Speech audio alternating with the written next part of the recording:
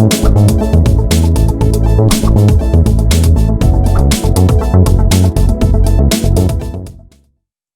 afternoon, everybody. Happy Monday. I hope you all had a great day.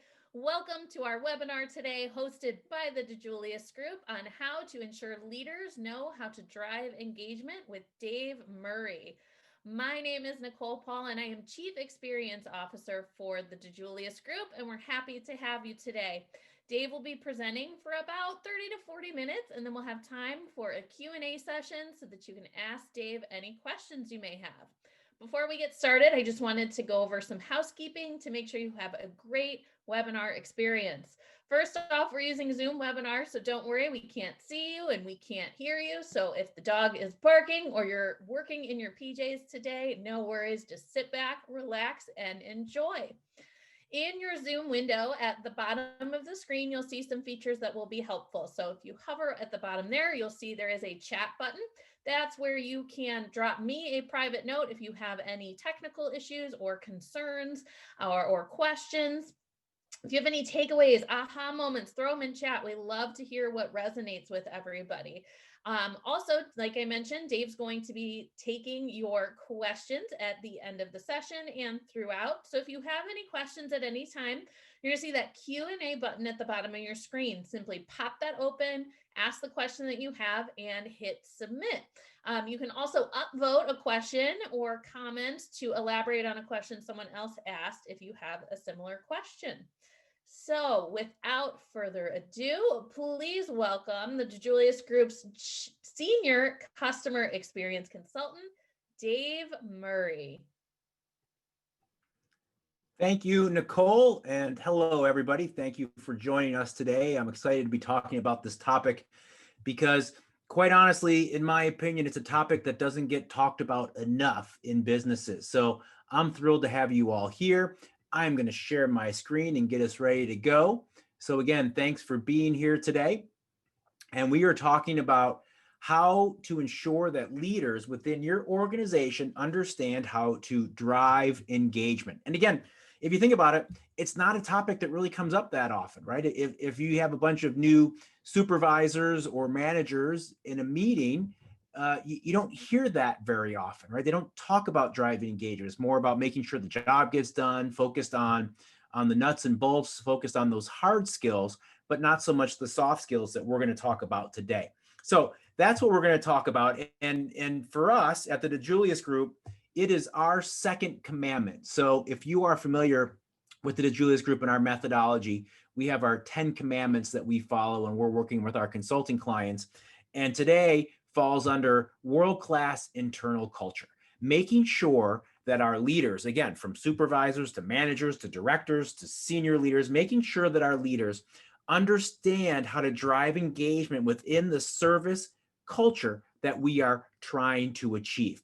And when we start with this particular commandment, when we start with this workshop, one of the places we look first, quite honestly, is turnover. And so if you saw my presentation during the customer service revolution, I'm just going to give you a little bit of a refresh. If you did not see my presentation on driving engagement at the customer service revolution conference, then you might find this pretty interesting. So voluntary turnover is always such a great gauge of how we're doing at driving engagement, right? It's definitely a key indicator. And so the first thing I'd recommend to you if you're trying to focus on engagement and trying to understand how you as an organization are doing at engagement is to make sure you have a good understanding of your voluntary turnover. Where is it happening? You know, I'll tell you, I go to a lot of organizations and work with a lot of companies, and while they may know their overall turnover rate, very infrequently do they know by department, or do they know time of year, or some of those other important factors when they're losing people, when they're losing key people. So it's a really important place to start, and that's a pretty good indicator of how you're doing. So if you don't know a lot about your voluntary turnover, you may want to get your HR department in the loop and start having that conversation to see if you could do more tracking than you're currently doing. And here's why. It comes down to dollars and cents. So when we lose a person voluntarily, when they leave the organization, it typically costs about half their salary to get someone hired and in their place, right? So whatever their salary is, we're gonna have to pay about half to replace them, and then obviously pay that new person that same salary or somewhere pretty similar, right? So we're basically paying half their salary for them to leave to bring someone else on board. But here's the thing. When we lose a rock star, when we lose our best employees, they actually can cost us 2 times their salary to replace. When we talk about all the lost revenue, the lost productivity, whatever it is that they brought to the table, that number goes up pretty quickly. So it's something that we really need to be in tune with within our organization. So I have a poll question that we're going to launch here, and it's a yes or no. The question is, we have our employee turnover under control. So think about your world for a moment, whether it's your department, whether it's your organization overall. How do you feel that you're doing with voluntary turnover right now? Just curious where people feel that they stand. We'll give you a minute or two to answer that.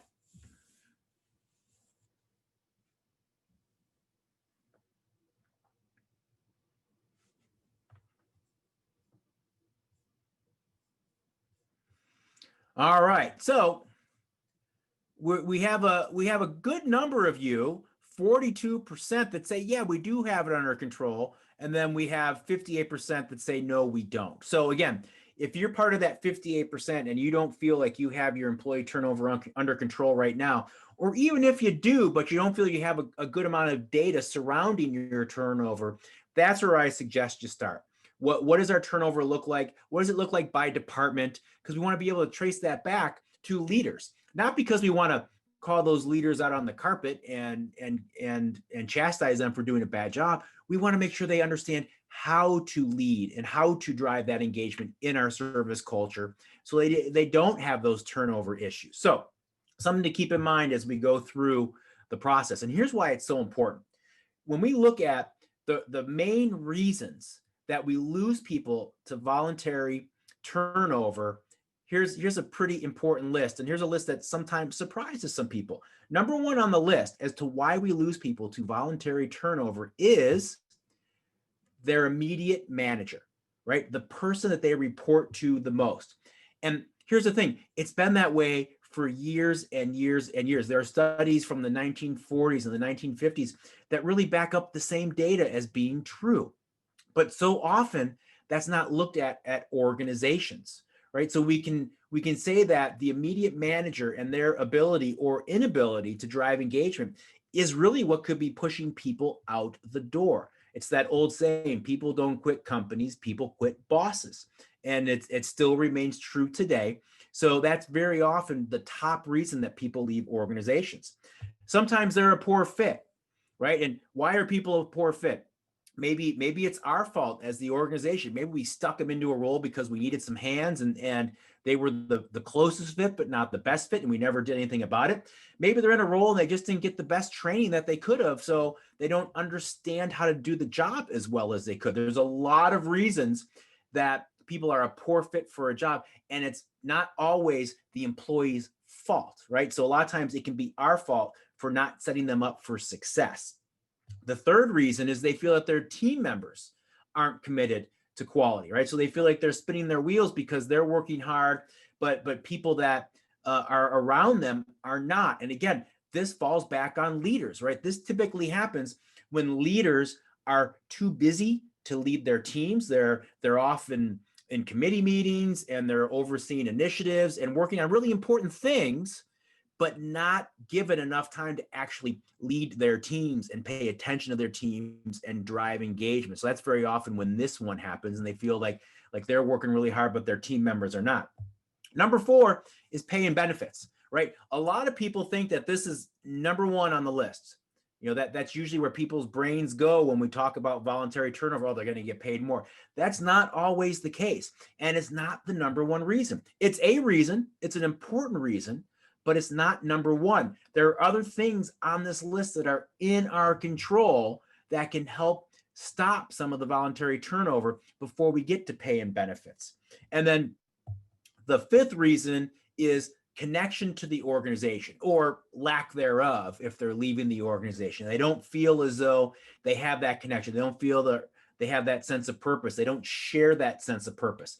And so again, a lot of times if a leader, a supervisor, a manager, director is too busy to engage and drive that engagement, it can leave people feeling disconnected from the organization. So those are the reasons that people leave organizations. They're pretty cut and dry. And again, most of these have some aspect to them that are under our control. We can do some things to make it better on a lot of the things on this list if we just try.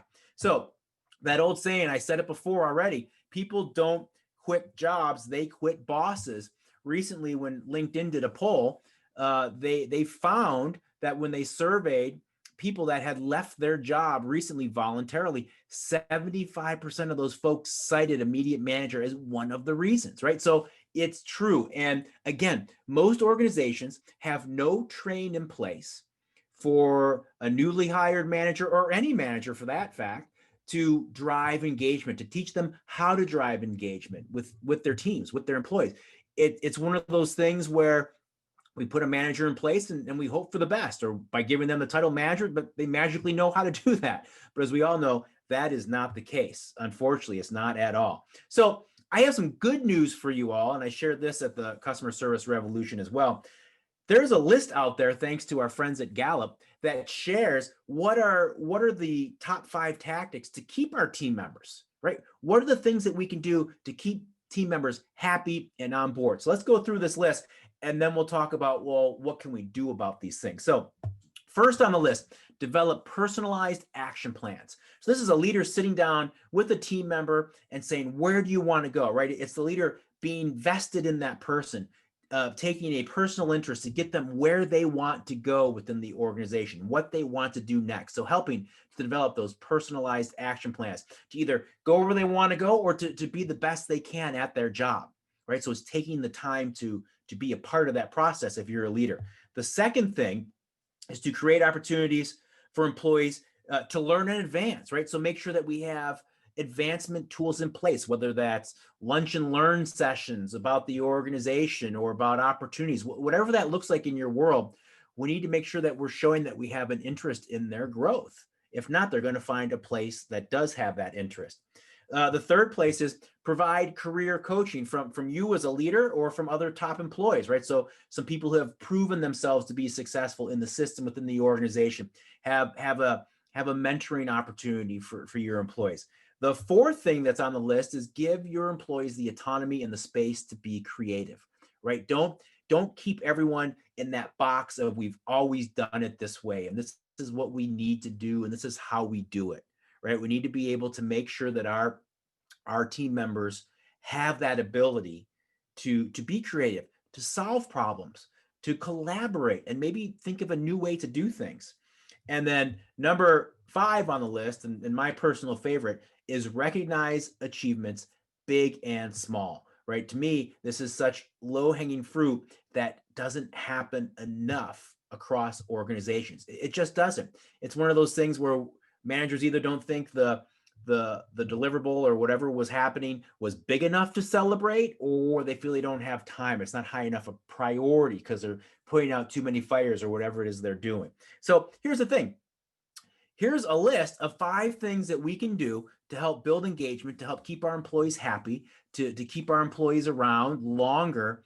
But we all know that if we walked into a conference room tomorrow and threw this list up on the board and say, hey, managers, hey, supervisors, hey, directors, start going to do these things, we'd get as many different variations of what that looks like as there are people in the room, right? So it falls upon organizations to drive these behaviors, to train our leaders how to deliver these behaviors and how to deliver these things to their team members, right? We can't just say, go do it and expect people to understand what that looks like. So there needs to be a little bit behind the scenes work to help create these tools and then train our managers on what it looks like to use them. So I have another poll question for you here. I'm just curious. Again, it's a yes or no answer. Our leaders are trained on how to drive employee engagement. So maybe some of you already have some tips or tricks that you're utilizing. But answer that question, yes or no. Are leaders, and again, leaders, anyone that oversees others, so supervisors and up, our leaders are trained on how to drive employee engagement. We'll give you a few seconds to answer that one.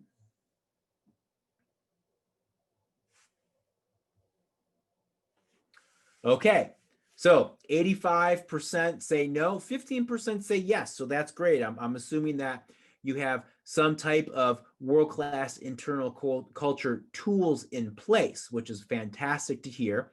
So I'm hoping that if you already have some tools in place, maybe you can learn some new things today to add to what you are currently doing.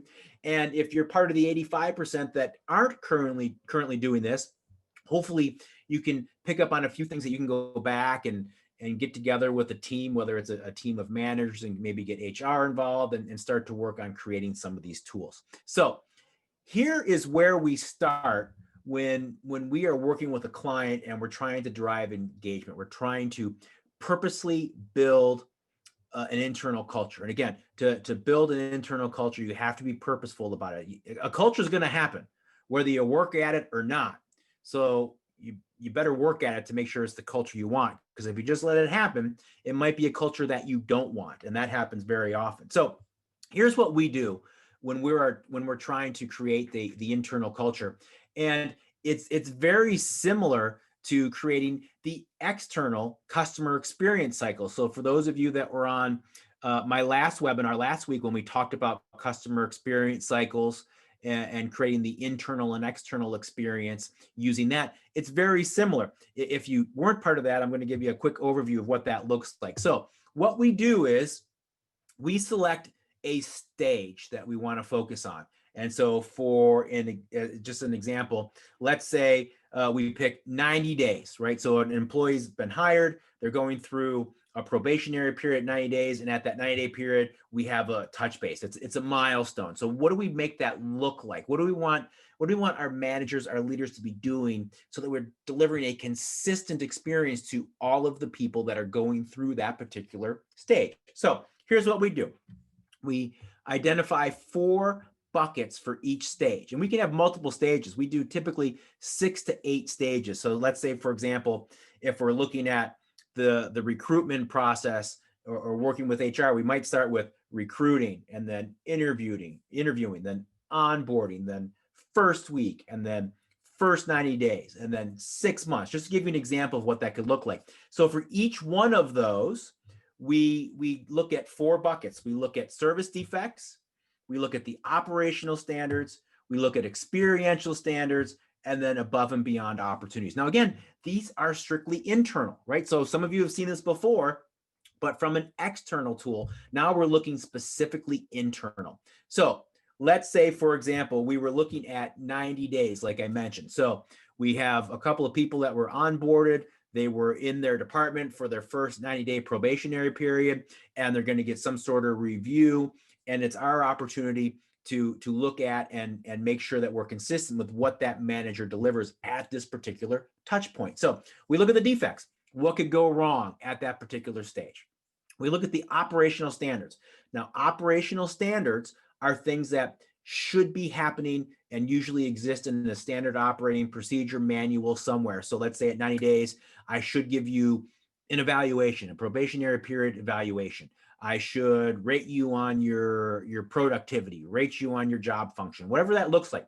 Those are things that should be happening and are probably written down somewhere in some sort of training manual. It's kind of the hard skills of being a boss, if you will. Then the other 2 columns are probably the most important to this process. We look at experiential standards and we ask the question, how can we make this a better experience? How can we drive engagement when we're going through this process? So again, in this particular case, if it's a 90-day probationary meeting, chances are I'm still pretty new, right? And I'm your manager, but I'm still pretty new as being your manager. We don't know each other all that well necessarily. So how can we build a better relationship? How can I learn more about you? How can I use what I know about you already to help continue to build that relationship with you as a team member here, and also make sure that I'm supporting you to the best of my ability?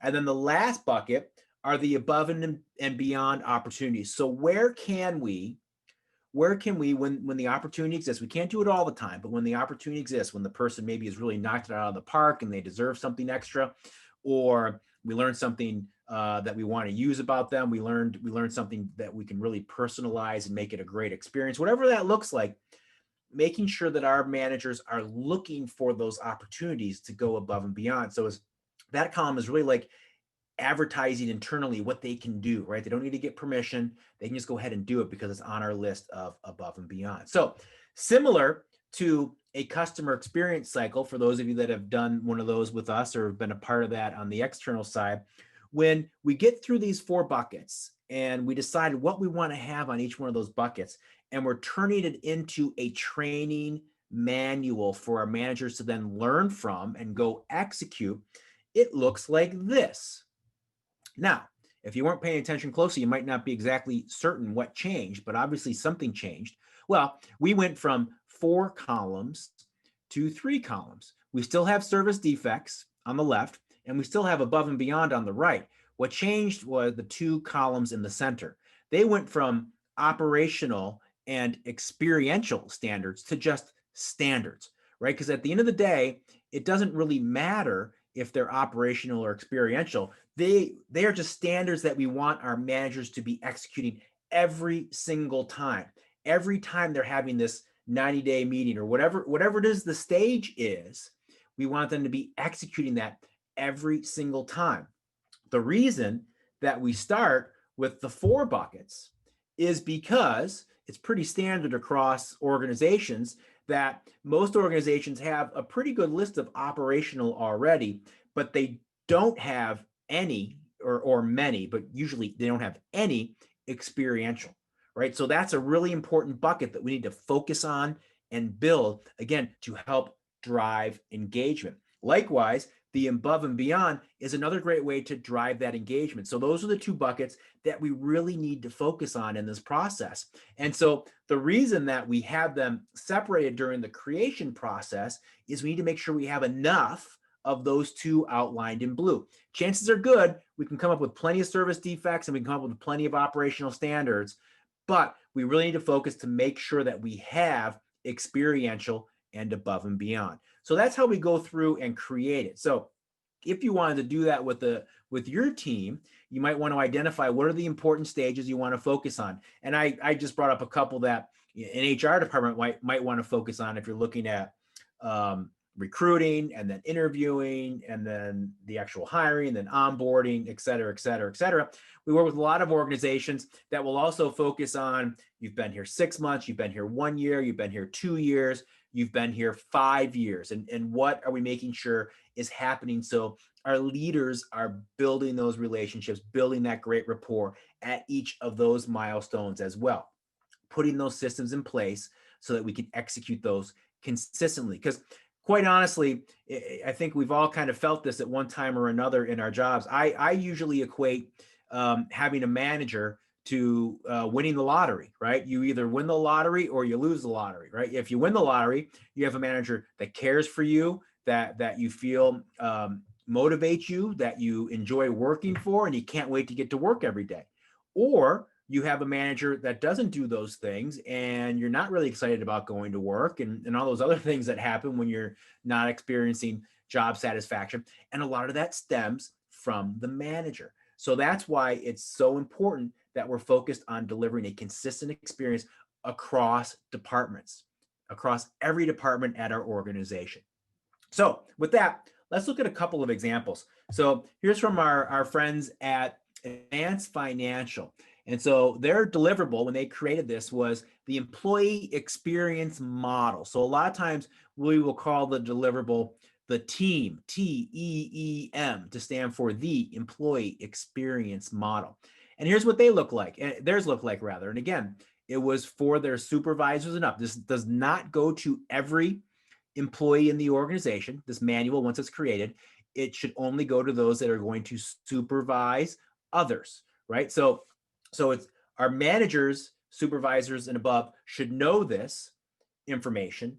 Our employees, our frontline folks, shouldn't necessarily know this information, but they should feel this information, right? They should feel it being delivered to them. They should know it exists just by the engagement they have and the culture that you're building. So remember the 4 buckets that I showed you, and then we narrowed it down to 3 buckets. Here's what advanced financials look like. So here's what they have at the end of their first year. So they have their service defects. The number 1 bullet point was frequent transfers. In their world, that means going from location to location.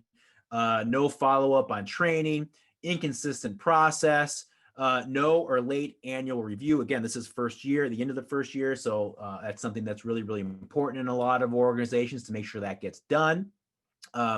No employee development and inconsistent recognition, right? So those are probably pretty standard across a lot of organizations at the end of 1 year. And then you can see their standards that they put in place: an on-time annual review, monthly coaching meeting with the manager, right? Ensuring that their manager is meeting with that team member regularly, making sure that it's happening, making sure that it's a priority for the manager to do that. They added a 90-day performance review and evaluation. So quarterly they're meeting to do some sort of evaluation. Recognition on their anniversary and birthday, recognition when they're promoted. You can see what this entails. And then there's a couple of above and beyond. And again, above and beyond, you don't have to have a huge list. It can be a simple list of 2 things, just like this one, so that our managers are thinking of these things. Very often, it's just important for them to keep it in mind and be focused on these things, right? Out of sight, out of mind is a pretty common saying, and these types of things can fall into those categories. Now, here's another example, just to give you a little different twist on what this could look like. So our partners at Mid-States Concrete in Beloit, Wisconsin, took a little different tact when they created their internal culture. As you can see here, they created a checklist, right? So the manager has a checklist. So this is, again, 1 year after hire. So this is the 1 year anniversary, just like Advanced Financials was. They have a checklist of what the manager needs to do, right? So they need to get the 30, 60, and 90 day and 6 month reviews and create a recap. They need to create a plan. So they have their list of things to do. HR, who's involved in the process still, has their list of things to do. Marketing has their list of things to do because their marketing team does a lot of internal marketing pieces across the organization. They're the ones that are in charge of celebrating anniversaries and posting things on LinkedIn and those sorts of things. And then other experiential standards that have to take place are listed there. And then finally, the bottom are their above and beyond opportunities to remind their team members, their managers, what they can do for their team members at those above and beyond opportunities. And then likewise, here's another example from our friends Westman Village, which is located in Calgary, Alberta, Canada. And they took a little different tack as well, just with the terminology. Okay, so you see here, they have on their list, they have avoid. So avoid is the term that they use to reference their service defects. They had operational listed there. So they listed operational more of, these are the things that you have to do, and they might not even be part of the interaction, right? They're just the things you have to do, like do a to-do list or give out a thank you. And then they wrote the deliver, right? So the deliver column are the experiential that they want to be delivered every single time. And then they use the term wow to discuss the above and beyonds, right? So wow is the terminology they use. So avoid, operational, deliver, and then wow. So those are just 3 examples of how 3 unique organizations took this tool once they created it and tailored it to their unique needs, to their unique teams, and created they're similar in a lot of ways, but they created, at the end of the day, a tool that's unique to them, is going to work for them well, for their team members, for their managers. Now, a couple of things I want to touch on before we get to the question period are huddles. We talk about huddles a lot, how important they are. And so I just wanted to call back to that list that I gave you at the beginning, those 5 tactics for employee retention that came to us from Gallup. So number 2 on that list was create opportunities for employees to learn and advance. Number 4 is give your employees autonomy and the space to be creative. And then number 5 is recognize achievements big and small. So just to point out, if your team members, if your departments are not huddling yet on a regular basis. And when we say regular basis, for some organizations that daily works really, really well. For some organizations, daily is too much and weekly is perfectly fine. So whether it's a weekly huddle, a daily huddle, whatever fits best for your organization, or maybe even it's departmentally a decision that they make at that department level, whatever works best. Huddles give you an opportunity to touch on these three things, to focus on these three things when you're doing that huddle, which we know help leads to better engagement, right? It helps lead to longer tenured employees. So again, by huddling and focusing on our tools and talking about the important things, we can also focus on these things, these three things. We could talk about creating opportunities for employees to learn, or deliver it right there in that huddle. Or maybe it's to set up a lunch and learn. And so making sure people know how to sign up and how to be there. You can talk about how you can give them that autonomy, or ask where they need that autonomy and help make sure that you're delivering it. And then, of course, there's no better place than a huddle to recognize achievements, big and small. So if your organization is currently not huddling on any sort of regular basis, it may be something that you want to consider now if engagement and driving engagement is an important focus for your organization. The other thing I wanted to talk about, and actually Advanced Financial had this listed in their one-year booklet that I shared with you, one-on-one meetings. Now, in the Advanced Financial example, they were talking about having a monthly manager one-on-one meeting. I know some organizations want to do that on a weekly basis. Some organizations are okay with a quarterly basis. But the reality is, if you don't have it as a standard operating procedure for your managers to make sure that they're sitting and meeting with the people that report to them on some sort of regular cadence, chances are it's not going to be prioritized high enough to happen consistently. And again, we're talking about consistency here, right? So I just want to point out that the one-on-one meetings are such a great opportunity to really drive engagement, to really have that one-on-one time and focus on the employee and focus on building that relationship, so that if you don't have that in place as a requirement, as a consistent thing that your managers are asked to do, chances are they're not going to be making it a priority. It just doesn't fall high enough on the list typically. So you may want to consider rolling out one-on-ones and making sure that your leaders are conducting them. Because if I go back to the list that I shared, those top 5 tactics, well, a one-on-one helps us get to some more of them, right? We can develop personalized action plans in that meeting. We can create opportunities for employees to learn. We can provide career coaching from your top employees, right? Whether that's you providing that career coaching, or whether you invite one of your long-standing top employees into the meeting and have them join.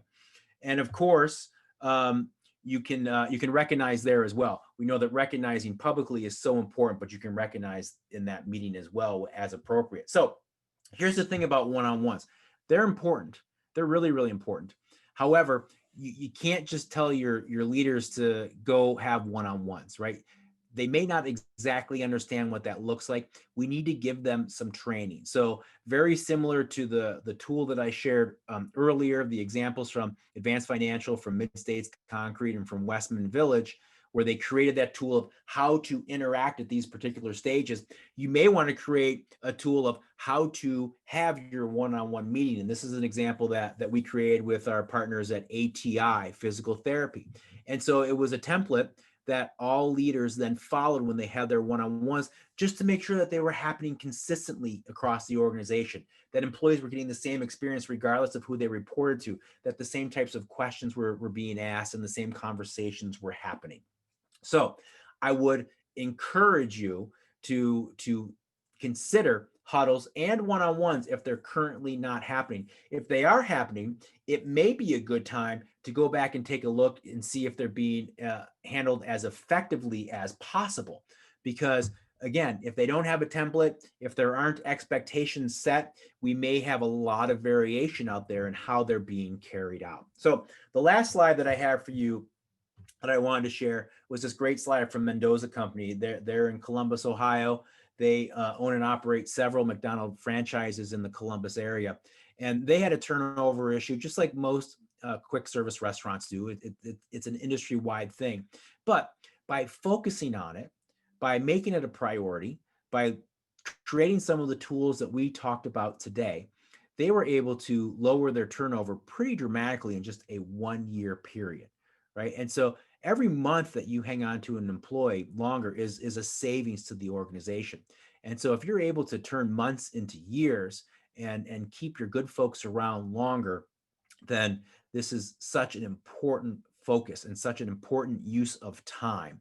So teaching your leaders to drive engagement is one of the best things an organization can do. So I encourage you to take this back and have the proper conversations with your organization, see where you may have areas of opportunity to either create some of these tools, or at the very least, focus on some of the things we talked about, or maybe putting huddles into place or one-on-one meetings, or whatever it is that you think can drive engagement a little better is such a great place to start. And I am happy to answer any questions that you have now. But before I do, I just want to remind everybody that next week is our final webinar in our November webinar series. And my colleague Jess will be back, and it's a great webinar on tricks for engaging. I'm sorry, tips and tricks for, I put the wrong slide up here. It's for tricks that make it stick. This is the wrong one. This is her virtual one that she did 3 weeks ago, so I apologize for that. She has a webinar on Monday. It's tricks for making it stick. And so it's all about implementation. So some of the things that we talked about today, she will cover in greater detail on the implementation side. So make sure you check that out. I did get the date right though on the bottom. So to register, you go to tdg.click/November 30th. That's a week from today, 3 o'clock Eastern, and that will be Jess. And then the last thing I want to share with you is that if you have any questions and want to learn more about what I talked about today outside of the question and answer period we're going to have, feel free to reach out to Claudia. She can talk about everything that we have to offer that focuses on the tools that we talked about, and she'd be happy to chat with anyone on the call today. So with that, I'm going to stop my share and send it back to you, Nicole, for our questions. Thanks, Dave. Got a couple great questions here. Jen had asked, managers are trained, but how do we ensure they're actually doing it? And then she said, take that back, that she took away that it needs to be an operational standard where they're following up with the team member and the coaching the leader if that feedback, if the feedback is that the leader's engagement is lacking. I'm going to say, do you have anything else to add there about how they can make sure to hold them accountable?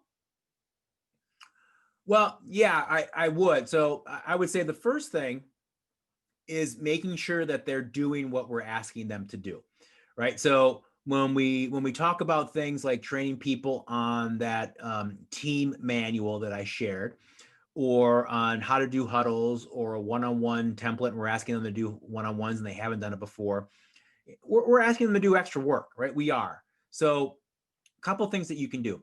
First, when you present it to them, as opposed to just saying, hey, starting Monday, we're doing these things and go do them, make sure they understand the what's in it for me, the why we're doing it, that we're trying to lessen our turnover rate, that, there's some pain points that we've identified, the cost of hiring and training, whatever it is in your world, and make sure they understand it. Make sure that they, know that if they put the effort in now that we're asking them to put in, that they'll have to do those things less in the future, right? They'll have to hire less, they'll have to onboard less and train less because we'll improve our turnover. So that's where I would start. Make sure they understand the why. So it's not just seeming like more work being piled on, because everyone's busy. Everyone has enough to do already. As a matter of fact, I like to give the example of call centers. So call centers have recognized how important one-on-ones are. So they also know that you can't go to a call center manager and say, next week start having one-on-ones, because they know their days are already full. So when call centers are now building a job description for a manager, very often they'll start with hold one-on-one meetings, and they'll figure out how much time that's going to take, right? If you have 10 employees and you want them to meet half hour a week, okay, there's 5 hours right there that are accounted for. So now what else can we build in? So they're starting with the one-on-ones first to make sure that they have the time built in and that they understand they're a priority. Now, not everyone can go back and rewrite job descriptions, but I would recommend finding a way to make sure that your people, your managers understand that this is part of the job, right? This isn't optional. This isn't when you have the time to do it, that it's something that we want to have happen because we know it's going to be beneficial for the organization long-term. Thanks, Dave. And Ellen made a great point about leaders, and you need to apply empathy during these feedback sessions, one-on-ones. Yeah, absolutely, right. It's an opportunity for you as a leader to put yourself in that employee's shoes and really understand where they're coming from. And again, we talk about how important empathy is when it comes to customer service. Well, it's just as important when it comes to internal customer service. So yeah, that's a great reminder.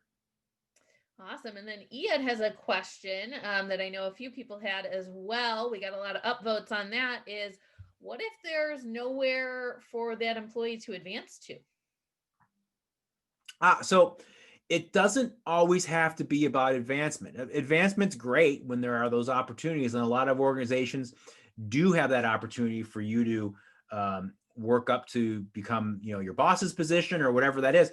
If you don't have that opportunity, what are the ways that you can still offer growth and development? What can you do? What can you do to make them a better employee, right? There are several opportunities out there where I can just become a better employee. I have no desire to be the next job, to be the supervisor, but you can train me on some things or cross-train me on some things that make me a better and more knowledgeable employee. So sometimes it's as simple as that, giving opportunities to grow. I mean, at the end of the day, no one wants to show up to a job and do the exact same thing every day over and over and over. We want to grow, even if it's just growing within our roles. We want to have that opportunity to grow. So if there's not growth from a job standpoint, what growth can you focus on within the job? Thanks, Dave. And Jen wanted to say thank you for the breakdown on the operational. You are welcome. Does anybody else have any questions for Dave today? Go ahead and throw them in the chat or the Q&A if you do. And as we mentioned, if you are interested in scheduling a strategy session with Claudia, you can do that at tdg.click/Claudia. Dave, Eric wanted to say thank you for the webinar. This is his second webinar that he attended. He was here for last week's How to Craft Your Internal and External Standards. You're a very talented presenter, and it's been a pleasure to listen. So thank you, Eric. Yes, thank you, Eric. I appreciate that. We are very glad to have Dave on our team. And before we go, I just wanted to wish everyone, especially in the States, a very happy Thanksgiving. And even if you're not in the States, if it's not a short Thanksgiving week, have a great week. Mondays do not have to be a bad thing. We hope we kicked you off in a great way. And thank you so much, Dave, as always, for your expertise, and hope to see some of you next week on Jess's Tricks to Make It All Stick webinar. Thank you, everybody. Bye.